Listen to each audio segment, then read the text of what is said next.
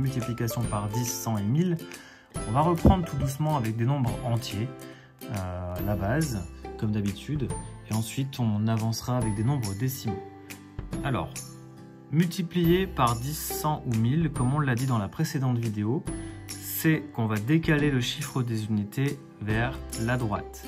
Pour la division par 10, 100 ou 1000, ça va être l'inverse, c'est-à-dire que le chiffre des unités va se décaler vers la gauche.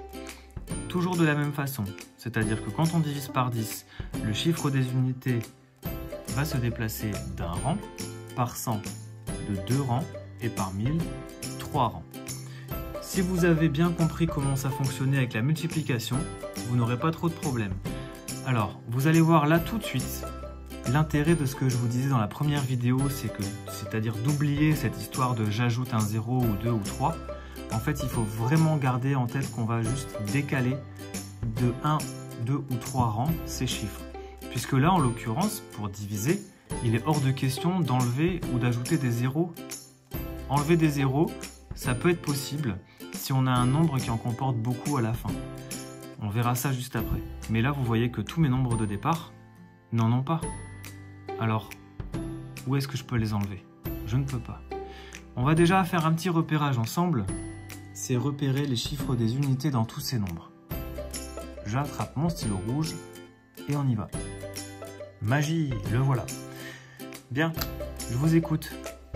Le chiffre des unités dans 47. Oui, le 7. Dans 29. Le 9. Dans 456. Le 6. Dans 3729. Le 9. Et dans 637. Le 7. Bon, ça c'était facile, hein. J'espère quand même que vous avez tous réussi à répondre. Alors, ce chiffre des unités, on est bien d'accord, comme on divise, il va aller vers la gauche. C'est-à-dire que mon nombre va rapetisser. S'il va vers la droite, ça veut dire que mon nombre augmente. Ici, il va aller vers la gauche d'un rang. Ici, de 2 rangs, 3 rangs et 3 rangs. Alors, comme pour tout à l'heure avec la multiplication, je vais réécrire mes chiffres à droite. Et vous voyez que je fais attention de laisser un petit espace ici.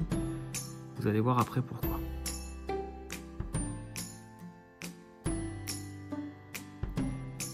Alors, j'ai réécrit mes chiffres. Mon chiffre des unités, c'est toujours le 7. On l'avait identifié là-bas. Comme il va se décaler d'un rang vers la gauche, ça veut dire que mon nouveau chiffre des unités, ça devient le 4. Jusque-là, vous me suivez. Sauf que si je n'opère pas une petite transformation ici, mais je lis encore 47, et du coup, j'ai pas du tout fait de transformation. Mon 7, c'est toujours le chiffre des unités. Donc vous aurez deviné, ce qui est important de faire là, pour bien dire que le chiffre 4, c'est le chiffre des unités, c'est de mettre ma virgule. Je rappelle que c'est son utilité. C'est pour qu'elle puisse nous indiquer où se trouve le rang des unités, afin qu'on puisse séparer la partie entière du nombre de la partie décimale. Deuxième nombre. Je réécris mes chiffres de la même façon. Alors, j'ai toujours laissé un petit espace. Bon, ici, j'avais un peu exagéré. Vous allez voir qu'ici, cet espace va me servir.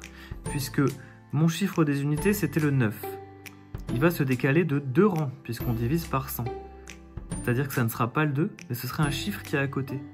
Et ce chiffre-là n'existe pas. Alors, quand on veut symboliser un chiffre dans une colonne, mais qu'il n'y a pas de valeur, il n'y a pas de quantité, on utilise le 0, ça vous le savez. Voilà pourquoi j'ai laissé un petit espace entre mon signe égal et mon premier chiffre, puisque si j'avais collé mon 2 ici, je serais bien embêté pour l'ajouter mon 0. Là, il est indispensable ce 0. C'est bien lui, le nouveau chiffre des unités. Comme pour au-dessus, je vais mettre ma virgule ici, et là c'est terminé. C'est-à-dire que ce nombre-là est 100 fois plus petit que 29. On a 29 centièmes. 456 divisé par 100. Je réécris mes chiffres. Le 6 est le chiffre des unités. Encore une fois, on l'avait identifié tout à l'heure, qui va se décaler de 2 rangs vers la gauche. 1, 2. Mon nouveau chiffre des unités, c'est donc le 4. Ma virgule va venir se placer ici. Ça commence à venir, j'espère. Nouveau chiffre des unités. 3729 divisé par 1000. Mon chiffre des unités, c'est le 9, on l'avait identifié. Il va se décaler de 3 rangs vers la gauche. 1, 2, 3. Le 3 est mon nouveau chiffre des unités. Je place donc ma virgule juste après lui. Et ensuite, 637. Mon chiffre des unités, c'est le 7. Il doit se décaler de 3 rangs vers la gauche. 1, 2, 3. Ça nous amène ici. Vous l'aurez deviné, j'ajoute un 0 et je mets ma virgule pour bien montrer que mon 0, c'est mon nouveau chiffre des unités. C'est pas compliqué. J'espère que voilà, mes explications sont assez claires. C'est vrai que c'est pas forcément évident d'expliquer ce genre de choses à distance, tout seul dans mon coin, sans avoir d'enfant qui lève la main. Donc on va dire que pour lever la main, encore une fois, vous m'envoyez un SMS ou un mail et j'essaierai d'éclaircir tout ça si c'est pas assez clair. Voilà, si vous ne m'envoyez rien, c'est que tout va bien. Alors voici un petit peu votre bête noire. Très souvent vous avez du mal avec ces multiplications-là. Ça peut faire peur, mais n'oubliez pas une chose, c'est que le seul chiffre qui est une valeur, c'est le 1. Les zéros qui sont là sont juste là pour replacer les colonnes. On est d'accord qu'ici on est dans les unités, ici on est dans les dixièmes, ici on est dans les centièmes et ici on est dans les millièmes, avec la virgule qui sépare. Multiplié par 1 dixième, pardon, comme son nom l'indique, je multiplie par 1 dixième. Ça veut donc dire que je partage en 10. Donc c'est exactement la même chose que de diviser par 10. Là, je lis 1 centième. Ça veut donc dire que je partage les unités en 100. On lit bien 1 centième. Je multiplie par 1 centième. C'est-à-dire que je divise par 100 et je prends un morceau. Et bien ça, c'est exactement la même chose que de diviser par 100. Et mon dernier, je lis 1 millième. Ça veut donc bien dire que mes unités, je les divise par 1000. Donc je divise par 1000 et je prends un morceau. C'est exactement la même chose que de diviser par 1000.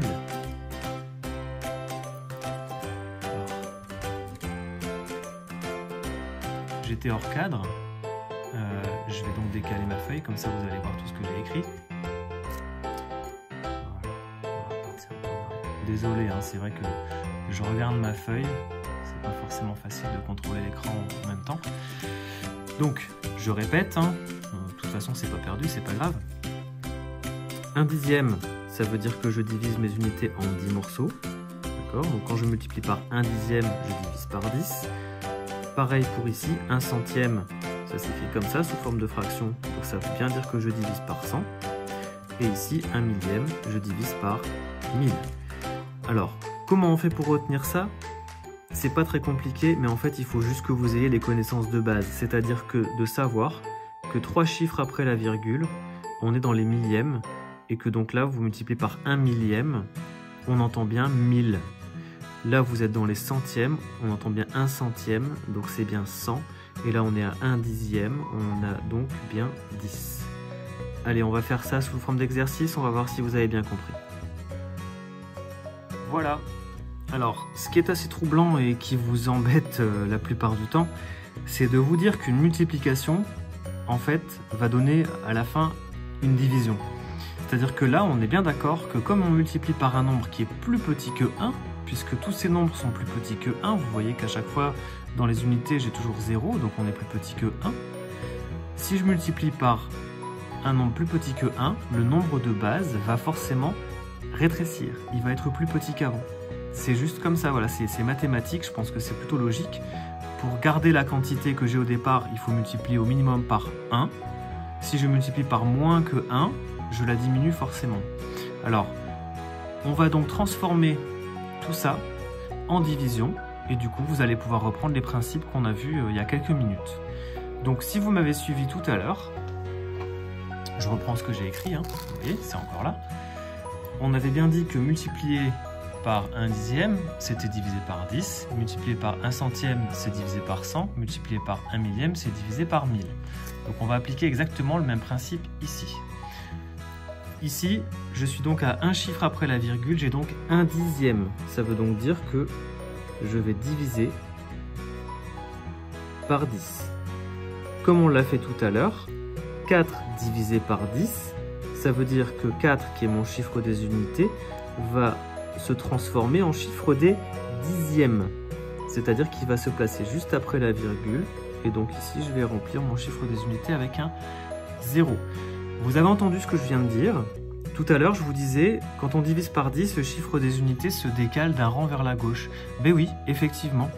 Et là, je viens de vous dire qu'en fait, comme on divise ça, le chiffre des unités va aller dans la colonne des dixièmes. Ben, c'est exactement ça qu'on est en train de faire en fait. C'est-à-dire qu'à chaque fois, on pourrait, si on le voulait, repérer le chiffre des unités et l'envoyer exactement où il va se trouver. C'est-à-dire que si je multiplie par 0,1, le 4, je sais qu'il va se retrouver juste après la virgule.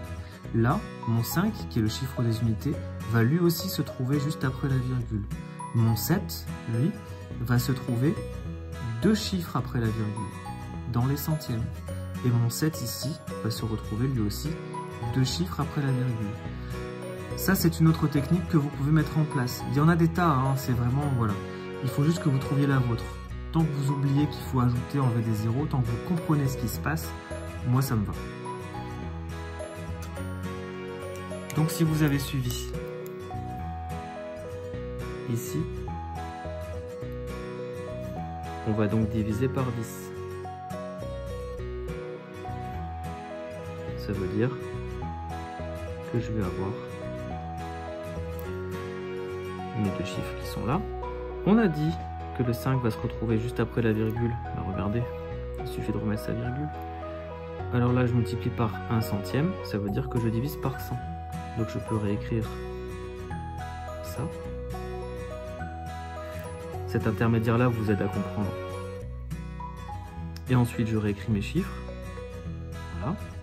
On a dit que le 7 allait se retrouver à 2 chiffres après la virgule, dans les centièmes, puisqu'on multiplie par 1 centième. Donc les unités deviennent des centièmes. Le chiffre 7 est là, 2 rangs, ça veut dire que ma virgule est là, et que donc je vais devoir mettre un 0 dans les unités. Ici, mon 7 va devenir le chiffre des centièmes. Puisque je multiplie par 1 centième, je divise donc par 100.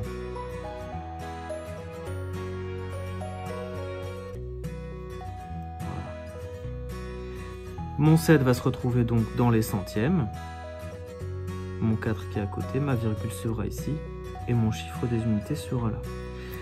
On va faire la même chose, mais sans cet intermédiaire-là. Voilà, 3 exemples suffiront. Et ensuite on passera à la même chose, mais on aura des nombres décimaux au départ. Vous verrez, ça ne changera pas grand-chose. Alors, je repère déjà, comme je l'ai fait tout à l'heure, mes chiffres des unités. Ici, on a donc le 1, ici le 9 et ici le 4. Je multiplie par 1 dixième, ça veut donc dire que mon chiffre des unités va se retrouver dans la colonne des dixièmes. Je multiplie par 1 centième, puisque là le 1 est dans les centièmes, ça veut donc dire que mon 9 va se retrouver dans les centièmes.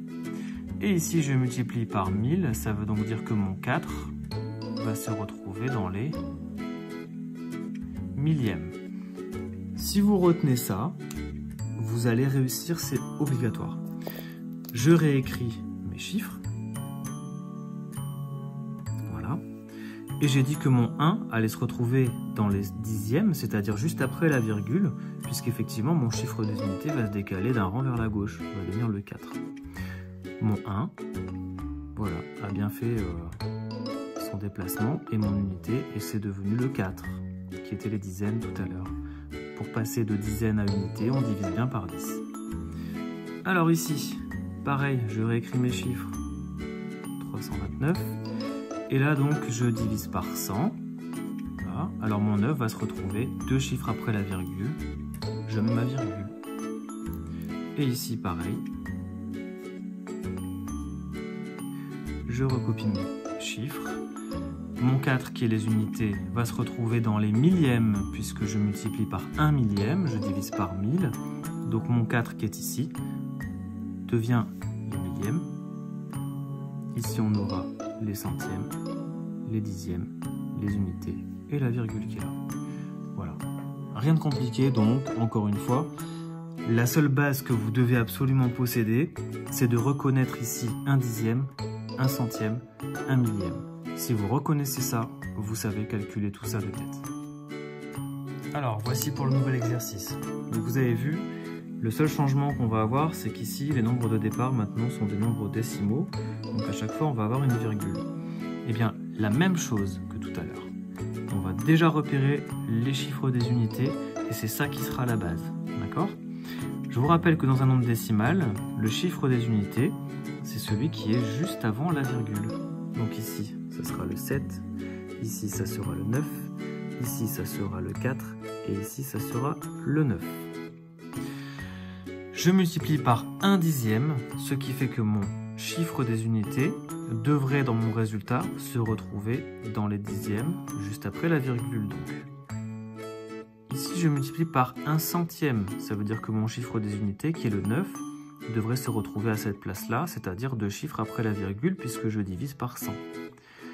Le 4, là, va se retrouver ici aussi, 2 chiffres après la virgule, puisque je multiplie aussi par 1 centième. Je divise donc par 100. Et mon 9, ici, va se retrouver dans les millièmes, 3 chiffres après la virgule, puisque je multiplie par 1 millième. Si j'ai fait déjà ce petit débroussaillage-là, j'ai quasiment solutionné l'exercice. Alors, je vais décaler, je vais tout faire d'un coup sans intermédiaire, et puis ensuite on va faire l'intermédiaire, on va l'ajouter après. D'accord ? Alors, pour pouvoir écrire les intermédiaires, je vais mettre mes signes ici, et j'espère qu'on va tout voir. Je vais serrer un petit peu. Donc ici, 17 unités et 3 dixièmes, je multiplie par 1 dixième. Ça veut donc dire que mon chiffre des unités va se décaler d'un rang vers la gauche et ça va devenir le 1. Ma virgule, elle aussi, va se décaler d'un rang vers la gauche et elle va se retrouver entre le 1 et le 7. De toute façon, j'avais repéré que mon 7, il allait passer de l'autre côté de la virgule. Donc je réécris mes chiffres, comme tout à l'heure. Et puis voilà, j'ai dit que mon 7 devait se retrouver dans les dixièmes. Les dixièmes, c'est juste après la virgule. J'ajoute ma virgule. Ici, je fais la même chose. J'ai écrit mes 3 chiffres. Mon chiffre des unités, c'était le 9. C'est marqué là, hein, d'accord ? On n'oublie pas ça. Encore une fois, il devait se retrouver à 2 places après la virgule. Ça va donc donner ça. J'ai bien mon 9 ici, qui est dans les centièmes, puisque je multiplie par 1 centième, et ma virgule qui s'est décalée de 1, 2 rangs vers la gauche, qui se retrouve donc ici. Vous avez vu que tout à l'heure, le conseil que je vous ai donné, je ne me le suis pas appliqué à moi-même. J'ai eu peur de sortir du champ, au final j'avais un peu de place. Mais bon, essayez voilà, de laisser toujours un petit espace entre le signe égal et votre nombre pour être sûr d'avoir la place. Alors ici, je réécris mes chiffres, sachant que mon chiffre des unités c'est celui-là. Je multipliais par 1 centième, donc lui doit se retrouver 2 places après la virgule. Donc je vais devoir ajouter un 0 à côté de lui, mettre ma virgule et remettre un 0 ici pour les unités. D'accord ? Ici, j'ai donc bien mon 4 qui s'est déplacé dans la colonne des centièmes. On a bien divisé par 100. Mon chiffre des unités, qui était le 4, s'est bien décalé de 2 rangs vers la gauche. Et ma virgule, elle aussi. Tout est clean. Je recopie ici encore mes chiffres.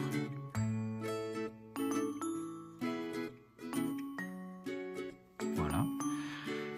Mon 9, c'était le chiffre des unités.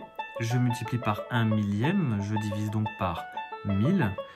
Mon 9 va donc se retrouver dans les millièmes. Les millièmes, c'est le 3e chiffre après la virgule. 1, 2, 3. Ma virgule va donc se trouver ici. On a bien un décalage de 3 rangs du chiffre des unités, qui était ici 1, 2, 3. La virgule qui était ici, 1, 2, 3. Et puis de toute façon, hein, la correspondance entre le 9 qui doit passer dans les millièmes.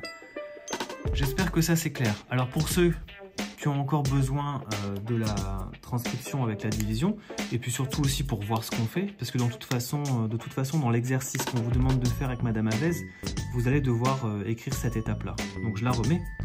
L'étape elle est simple, c'est-à-dire que se dire que là, je divise par 10. C'est-à-dire qu'ici, je vais avoir donc mon nombre divisé par 10. Ici, je divise par 100. Donc je vais avoir mon nombre divisé par 100. Ici, je vais avoir mon nombre divisé par 100. Et ici, alors là je vais devoir serrer, je vais avoir mon nombre divisé par 1000. Cette étape-là, elle peut être utile pour ceux qui sont plus à l'aise avec la division par 10, 100 000, comme on l'a revu au début de cette vidéo, et qui n'ont pas tout à fait compris ce fonctionnement-là. Voilà.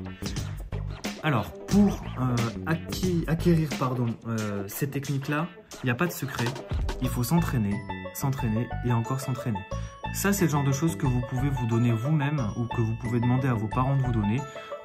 On invente très facilement des nombres décimaux, des nombres entiers comme ça.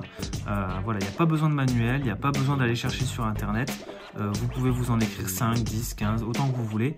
Et ensuite, vous reprenez la vidéo que je viens de faire pour vérifier si vous avez bien, acquis la technique. J'espère que ces deux vidéos vous aideront. J'avoue qu'encore une fois, c'est pas quelque chose qui est très évident à expliquer comme ça à distance. J'espère l'avoir bien fait. Dans tous les cas, s'il y a besoin d'approfondir ou de préciser, je le redis, n'hésitez absolument pas à me contacter. Bien, et bien je vous souhaite bon courage à tous et à très bientôt pour une autre vidéo.